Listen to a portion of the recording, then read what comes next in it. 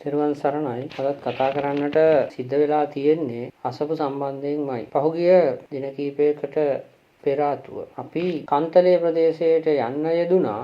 මොකද අපි පෙර වැඩසටහනක කරපු කාරණා සම්බන්ධයෙන් අපිට කියලා දුන්නා අපි අභූත චෝදනා කරනවා. කිරිබත්ගොඩ උන්වහන්සේ සම්බන්ධයෙන් කරපු මේ වීඩියෝ වැඩසටහන වලට ප්‍රතිඋත්තර දෙනකොට පොල්පිති මූකලානේ උන්වහන්සේයි වැලිමඩ උන්වහන්සේයි දෙන්නම මේවා අභූත චෝදනා මෙහෙම දෙයක් සාමණේර කාලේවත් අපේ ගුරුවරයා කරලා නැහැ කියන මට්ටමක් ආවා. ඒක නිසා ඒ පිළිබඳව හොයන්න ගියපු අවස්ථාවේදී අපිට යම් යම් හේතු කාරණා කීපයක් දැනගන්නට ලැබිලා අපි සේරුවිල ගියා. සේරුවිලදී දැනගත්ත තොරතුරු ඔබ හමුවේ තබන්නට තමයි බලාපොරොත්තු වෙන්නේ. මොකද මේ වෙනකොට සුළුදෙණිය අබෝධි. මොකද නම්ගම් හරියට කිව්වොත් නඩු නිමිති හැදෙනවනේ. ඒකින්ද සුළුදෙණිය අබෝධි කරපු තක්කඩි වැඩ සෑහෙන ප්‍රමාණයක් අනාවරණය කරගන්න අපිට පුළුවන්කම ලැබුණා. ඒ අතරේ දුක හිතෙනම කතාවක් තමයි ගෞරවනීය සේරුවිල සරණකිත්ති නායක හාමුදුරුවෝ ඉන්න කාලෙදී උන්වහන්සේ ලබා දීපු ලිපි ලේඛන පවා ප්‍රතික්ෂේප කරමින් මිනිස්සුන්ට සහ විහාරස්ථානවලට නඩු දාලා ඒ අසරණ මිනිස්සු තමන්ගේ පදිංචි ඉඩම් වලින් එළියට ඇදලා දාන්න කරන උත්සාහයක් දැනගන්නට ලැබුණා. ඒ වගේම තමයි එදා වේල හොයාගන්න බැරුව සේරුවිල අභියස මල් විකුණපු අසරණ මිනිස්සුන්ට සුළුදෙණිය අබෝධි කරන නින්දිත අසික්කිත තක්කඩි ත්‍රාඩ වැඩපිළිවෙලක් ගැන අනාවරණය කරගන්නට ලැබුණා. එතකොට ඔබ අපි කියන දේවල් පිළිගන්න එපා. අසරණ කාන්තාවන් එදා වේල හොයාගන්න වැවක බැහැලා මලක් කඩලා විකුණන මිනිස්සුත් එක්ක මේ තක්කඩින්ට තියෙන ඇරියස් එක මොකක්ද? එහෙම නැත්නම් මේ තක්කඩින්ට තියෙන ගනුදෙනුව මොකක්ද? අපි අභියෝග කරනවා නම් අභියෝග කරන්න ඕනේ අසරණ අහිංසක එදා වේල හොයාගන්න බැරුව හේනක් කුඹුරක් කොටාගෙන ගොවිතැනක් බතක් කරගෙන ජීවත් වෙන බඩට බත් තේල හොයාගන්න බැරි. දවසට රුපියල් 100ක් මල් විකුණලා රුපියල් 100ක් හොයාගන්න බැරි තරම් අසරණ අහිංසක ගැමියෝ එක්කද අපි ගැමියන්ටද අපි අභියෝග කරන්න ඕනේ. එහෙම නැත්නම් තමන්ගේ තරාතිරමට ගැළපෙන පුද්ගලයෙකුටද කියලා අපිට නැවත වාරයක් හිතලා බලන්න සිද්ධ කරපු බොහොම සෝචනීය ඛේදාන්තයක් ගැන තමයි කතා කරන්න සිද්ධ වුණේ. මේ වෙනකොට සේරුවිල පදිංචි වෙලා හිටිය සරණකිත්ති නායක හාමුදුරුවෝ යුද සමයේදී LTT එකෙන් තමන්ගේ ගෙවල් දොරවල් වලට ඇවිල්ලා මිනිස්සු මරද්දි රැයට තමන්ගේ ගෙදර නිදාගන්න බැරුව මදුරු දැලක් අරගෙන කැලේට ගිහිල්ලා කැලේ ගහක මදුරු දැල එල්ලලා තමන්ගේ ගෙදර කැඳ ටිකක් උයාගෙන ගස්ලබු ගෙඩියක් තම්බගෙන කෙහෙල් ගෙඩියක් තම්බගෙන වට්ටක ගෙඩියක් තම්බගෙන කාලා හිටිය අසරණ මිනිස්සු කැලේ ගිහිල්ලා රැට කැලෑවල් වල මදුරු දැල් වෙලාගෙන පැදුරු කඩමාළු වෙලාගෙන කැලෑවල් වල නිදාගන්න එක බලාගෙන ඉන්න බැරුව වෙච්ච සරණකිත්ති ගෞරවනීය හාමුදුරුවන් වහන්සේ මේ මිනිස්සුන්ට ගමට එන්න කියලා පන්සලේ ඉන්න කියලා පන්සලේ ධර්මශාලාවේ ඉන්න කියලා පන්සලේ ඉඩම් වල උඹලා හිටපල්ලා උඹලා ගොවිතැනක් බතක් කරගෙන කාපල්ලා හේන් ගොවිතැනක් කරගනින්න කියලා පන්සලේ ඉඩම් ටිකට මිනිස්සුන්ට ඉන්න කියලා තමන් වහන්සේගේ ආරක්ෂාවටත් මිනිස්සුන්ගේ ආරක්ෂාවටත්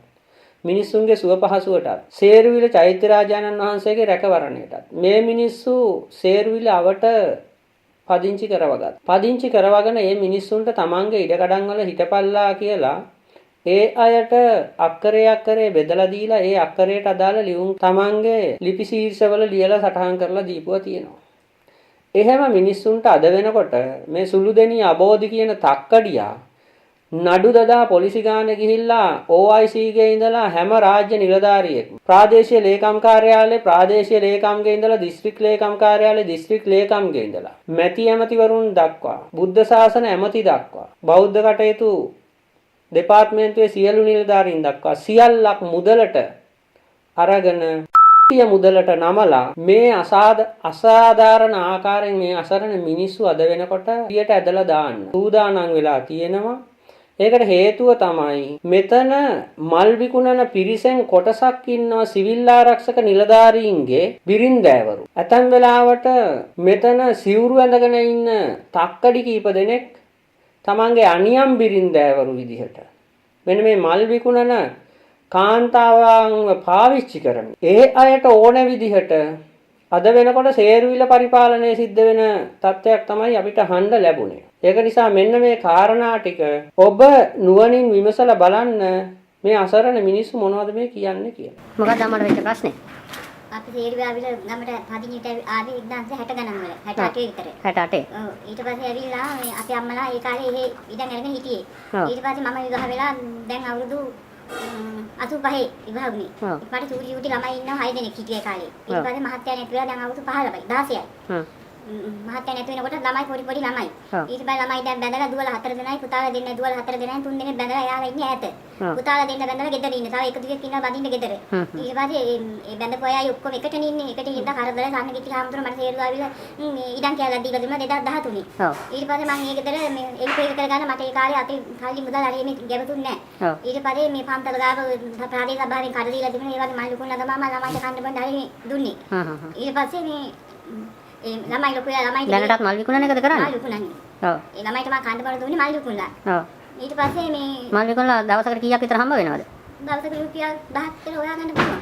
සමහරවිට සෙනගාවොත්. උඹ නැත්නම් ඒත් නෑ පෙරේද ගිහින් රුපියල් 100ක් හොයාගෙන ගියා. ඔව්. ඊට පස්සේ ඉන්නකොට දැන් ළමයි බඳලා ළමයි ඔක්කොම ගෙදරනේ. ඔව්. ළමයි එක්කලා ටිකක් බෑ ඉතින් ඔක්කොම එකට ඉන්න. ඔව්. ඊට පස්සේ සම්මිලි පියාඹුදුනි ඉඩම් කාලේ මම පොඩි ගයක් හදාගෙන හිටියා. ඉන්නකොට අර මහා රැතේ ඒ ගේ හුලකට ගියා. හුලකට ගියාට පස්සේ මේ ගල් ලෝඩ් එකක් කියන ගෙනලා දාගත්ත හොඳ ගයක් හදා ගන්නම් කියලා. ඔව්. දැනට ඉන්නේ එතකොට ටකරන් ගහලා. ඔව් ටකරන් ගහලා ඉන්නේ. ඒක වහලේ ටකරන්. ඊට පස්සේ ආපහු මං දැන් මාසෙකට දුරදී ආයෙ ගයක් හදාගත්තා. ඔව්. කීට් ටිකක් ගෙනලා වහලා. ඔව්. ඊට පස්සේ ඒකේ හදනකොට පන්සලේ මේ සුබෝධි හාමුදුරුවෝ පණිවිඩයක් කියලා තිබ්බා ගෙවල් හදන්න එපා යාළුවෝ ඉඳන් කියලා.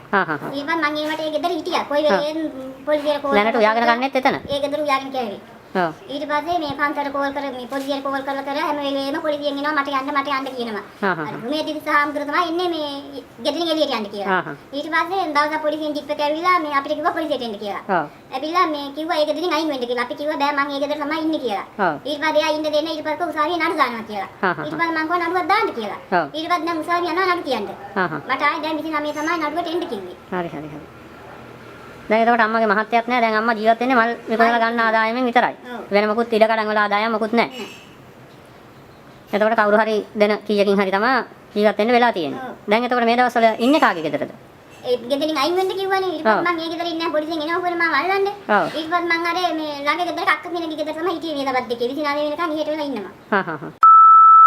දිහාඳුර තමයි ඔය ටික ඔක්කොම කරන්නේ. ඊට පස්සේ එතන ඉන්නවා මේ තව මේ එතකොට එයාට ගැහුවා කියලා රෑ ඉල් වෙනකම් ආව පොලිසිය මේ ක්‍රිමන් කරලා තිබ්බා. තේරුණා මහා පොලිසිය. ඒ කියන්නේ මේ සුමේද තිස්ස හාමුදුරුවන්ගේ මේ සම්බන්ධතාවයට අම්මව ඉඩමෙන් අයින් කරලා සුමේද තිස්ස හාමුදුරුවන්ගේ හොර ගෑනිට ඉඩම අරන් දෙන්න තමයි මේ හදන්නේ. ඉතින් ගමේ මිනිස්සු ඔක්කොම කැමති මං ඊමේ පදිංචි වෙලා ඉන්නවනේ එතනින් අලිය යනවා හරියන්නේ කියලා එනං ගේ හදාගෙන අපි උදව් කරනවා වතුර දෙන්න ලයිට් දෙන්න කියලා. ඒ ගමේ මිනිස්සු ඔක්කොම කැමති. මම දැක්කා අර ලියුමකුත් අස්සම් කරලා දීලා තිබුණා නේද? ලියුමකුත් අස්සම් කරලා දුන්න ඔක්කොම ගමේ කට්ටිය. එතකොට අම්මලාට දැන් ඔහුගේ දවස්වල මහා මෙවුනාවෙන් කියලා අර මේ සුලිගුණාටු ආපු වෙලාවේ බඩු එකතු කරානේ. අම්මලාට ඒව හම්බ වුණාද? ඔව් ගාම් දෙක මාස ළමයි ඉන්න කියලා දුන්නේ පන්සලෙන් ඉන්න කියලා දුන්නේ ගාම් දෙක මාස නාලිස්ට් එක දුන්නේ එක. පන්සලෙන් නම් දෙන්නේ අපිට කිසිම දෙයක්. වතුර ටිකක්වත් ගන්න දුන්නේ නැහැ මිනිස්සුන්ට බොන්න. දැන් ගමේ කී දෙනෙක් පදිංචි ඉන්නවද මුළු පවුල් ගාන? ඉන්නවා පවුල් 350ක් විතර. ඔව්. ඒ ඔක්කොටම ආධාර දුන්නාද? ඔක්කොටම ආධාර ලැබුණ නැද්ද? සමහරට දුන්නා සමහරට දුන්නේ නැහැ. ඇයි ඒ දුන්නේ නැත්තේ? එයාලගේ හිතවතයි තමයි ගොඩක් එයාලා උදව් කරන්නේ. අපේ අම්මා නැති වුණා අම්මගේ පාන්සලට සුබෝධි හම්බුර එන්න දුන්නේ නැහැ බණ කියන්න පන්සලේ කට්ටියට. ඒගොල්ලෝ කොහොමවත් පාන්සකූල වලට යන්නේ නැහැ. මොකද මේ අසකුවේ අර කිලිවලට බයයිනේ. කිලිවලට බයයි මොකද ඔය ආගෙන ආපු තෙල් සූත්‍ර වලින් දුවන්නේ. ඒ තෙල් සූත්‍ර හින්දා තමයි ඔය මේ පාන්සකූල වලට යන්න දෙන්නේ නැත්තේ. අපි දන්නවා ඔය පාන්සකූල වලට තමන්ගේ ඥාතියෙක්ගේ හරි පාන්සකූලයකට කවුරු හරි හාමුදුර කෙනෙක් ගියොත් ඒ හාමුදුර එලවනවා. තියාගන්නේ නැහැ. ඒ කියන්නේ කිලියව වෙනවට පුදුම බයක් තියෙන්නේ අර ගමයන්තේ භූතයා හරි පෙරේතයා හරි යකා හරි එනවට වෙන්නේ නැති ඉතින් බය තියෙන්නේ. මේ ඒ දමයන්ති ගැන දන්නවද අම්මලා? එහෙම ආරංචි නැහැ. එහෙම ආරංචියක් තියෙනවා. ඒ ගැන අපි වෙනම කතා කරමු. මේක තමයි. හොඳයි අපි බලමු. ගොඩාක් මේ කැමති නෑ යාළුවට ඒ වුණාට ගමේ මිනිස්සු යාළුවට බයයි ඔය ගමේ මිනිස්සු නෙමෙයි ලංකාවේම මිනිස්සු බයයි එයාලට. මිනිස්සු නෙමෙයි හාමුදුරුවෝත් බයයි. ඒකයි වෙලා තියෙන ප්‍රශ්නේ. ඉතින් ඒකින්ද ඇත්ත එළියට එන්නේ නැහැ. ඒ වෙනවා ගෙවල් ගන්නවා හරියන්නේ කියලා දැන් ඊයේ කට්ටියක් කියනවා මේ අපිට බයයිනේ කතා කරන්න අපි ගමෙන් එළවනවා ඉඩම් ගන්නවා කියලා යාළුවගෙන ඒ හින්දා බයයිනේ අපිට කතා කරන්න නැත්නම් අපි උද්ඝෝෂ දෙනකට හරි එන්න කැමති. මේක තමයි ඇත්ත තත්ත්වය. ඔන්න ඕක තමයි අද වෙනකොට සේරුවිලට වෙලා තියෙන්නේ.